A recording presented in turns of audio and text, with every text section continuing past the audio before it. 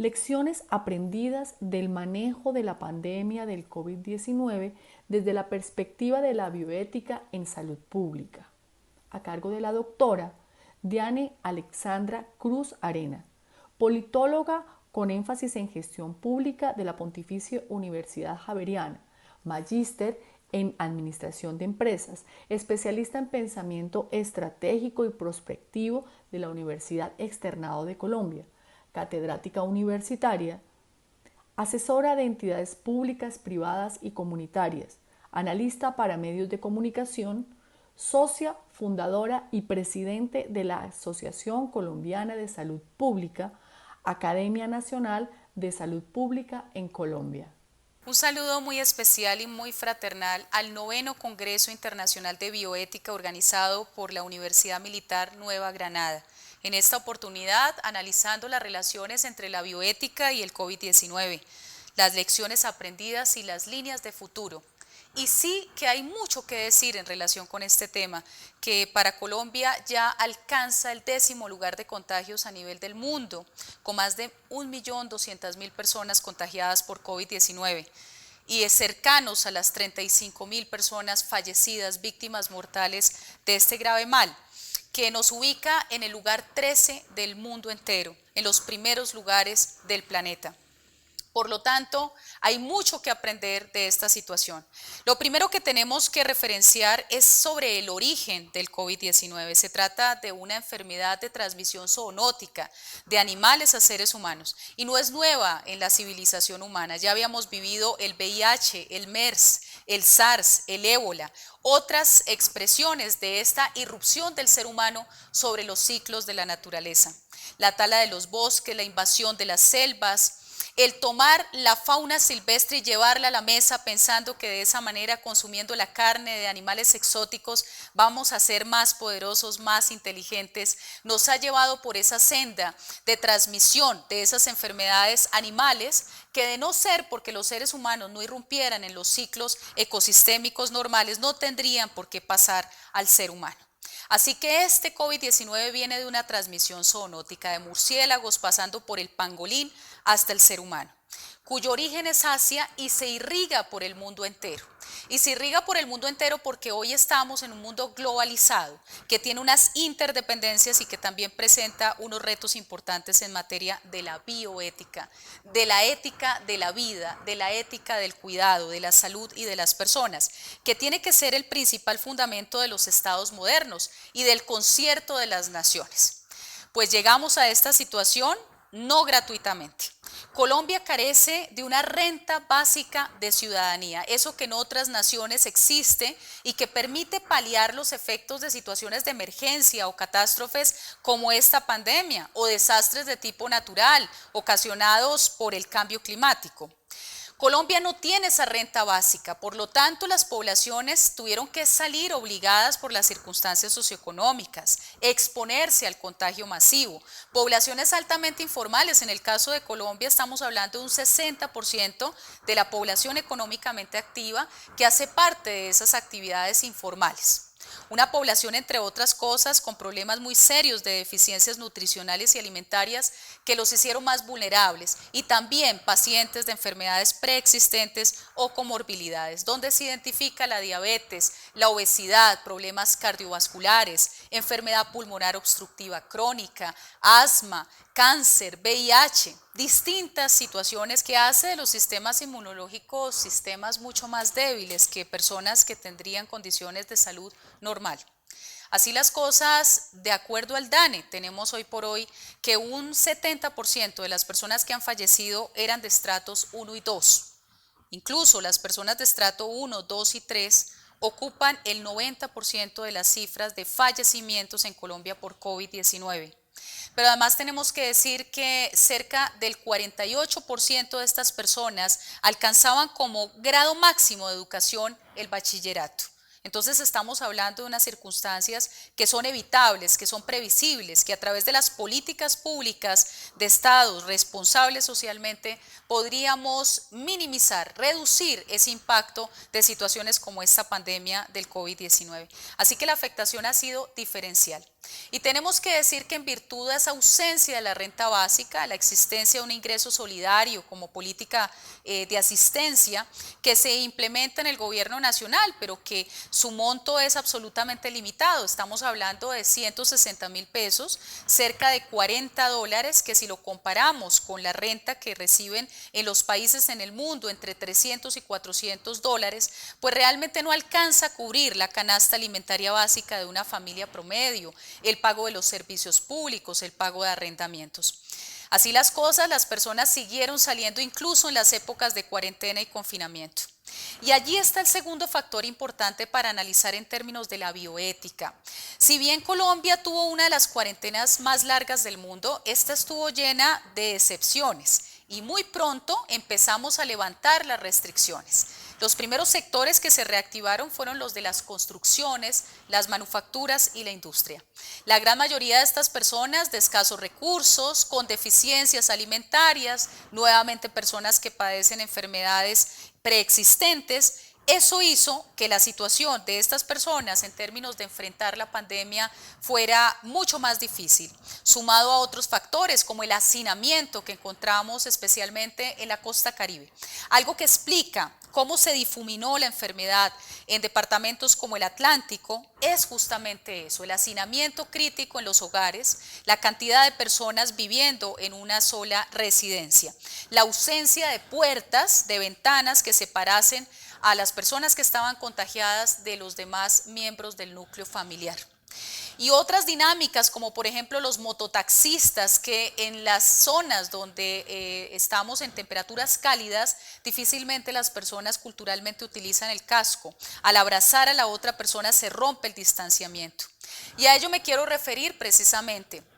Los estados responsables, aquellos estados que piensan y privilegian la bioética, son aquellos que le apuestan al fortalecimiento de sistemas sanitarios universales, donde exista un goce pleno del derecho a la salud.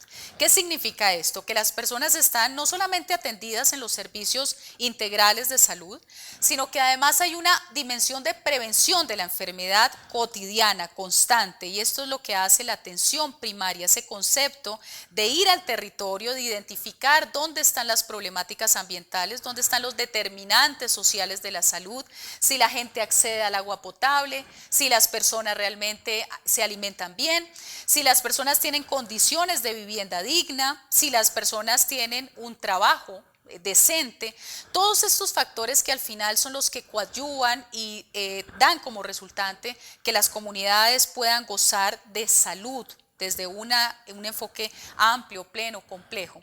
Definitivamente en el caso colombiano lo que encontramos es que difícilmente tenemos una visión completa. Pese a que Colombia apuesta importantes recursos a la cartera de salud, al sector salud, estos recursos en su gran mayoría se quedan en manos de los intermediarios, de las entidades promotoras de salud, que tienen además una altísima deuda financiera con los hospitales y las clínicas que al final son los prestadores del servicio. Estamos hablando de una deuda que asciende a los 10 billones de pesos, que no se ha cancelado a pesar del acuerdo de punto final.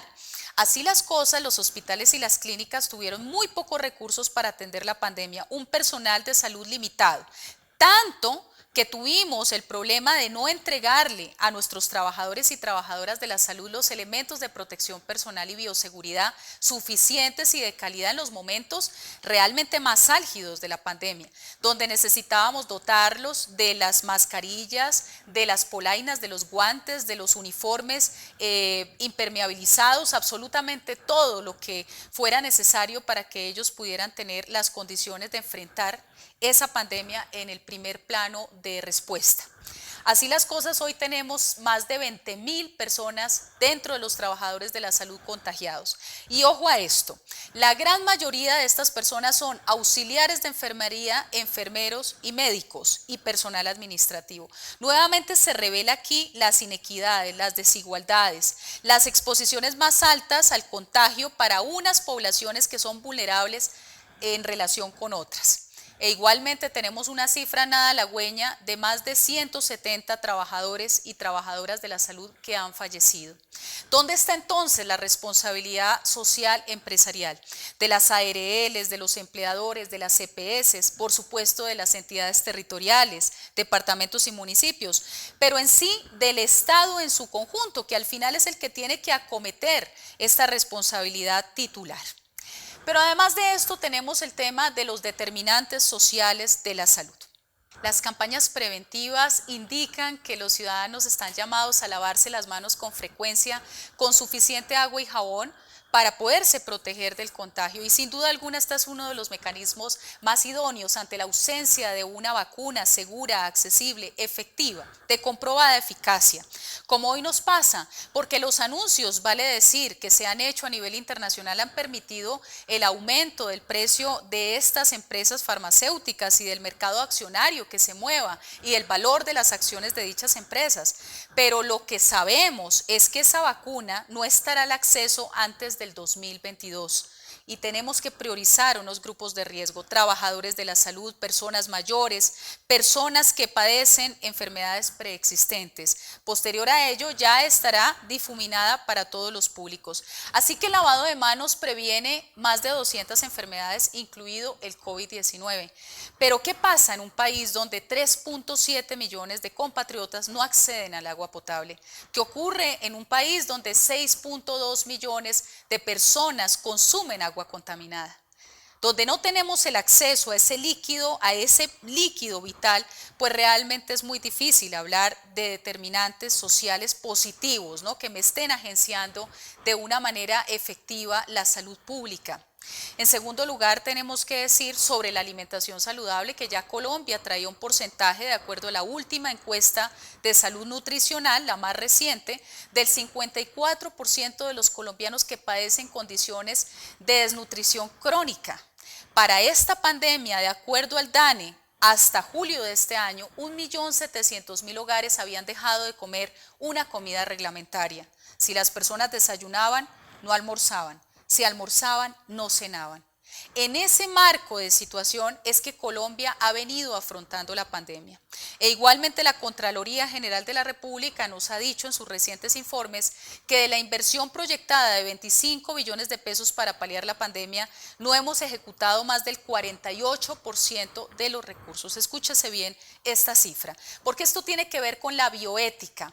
Las inversiones teníamos que hacerlas sobre todo en la primera fase, no solamente las inversiones en salud pública, que es esencial, que es fundamental, trabajar el tema de las pruebas PCR, esas pruebas que son determinantes para detectar si una persona es positiva o no, y que en el caso colombiano todavía estamos muy lejos, ocupamos el lugar 94 en el mundo en práctica de pruebas. No hemos llegado realmente a grupos de riesgo, a informales, a trabajadores de la salud, a transportadores, a personas que están en la cadena de almacenamiento, de distribución de alimentos. Así que hay mucho por hacer, realmente muchos esfuerzos. Pero además de esa inversión en lo que tiene que ver con el fortalecimiento de la respuesta sanitaria, que va mucho más allá de la instalación de las unidades de cuidados intensivos, por supuesto, porque es el último estadio al que no queremos que las personas lleguen, toda vez que sabemos también estadísticamente que el 60% de quienes llegan a una UCI no sobreviven. Entonces, no solo circunscritos al ámbito sanitario, sino que teníamos que hacer inversiones importantes en el sector privado, apostarle a las micro, pequeñas y medianas empresas, salvar empleos, subsidiar la nómina de estas organizaciones, implementar la renta básica, ese recurso para poblaciones vulnerables que necesitábamos proteger del contagio y de la muerte, infortunadamente, y esos esfuerzos desafortunadamente no se hicieron. Las lecciones aprendidas entonces son muchas y parten del compromiso ético al que estamos llamados todos. El compromiso también constitucional, que en Colombia es muy claro, el Estado colombiano está para servir a la comunidad y para escuchar a la comunidad y para hacer prevalecer sobre cualquier otra lógica ese derecho esencial a la vida de las personas y las comunidades.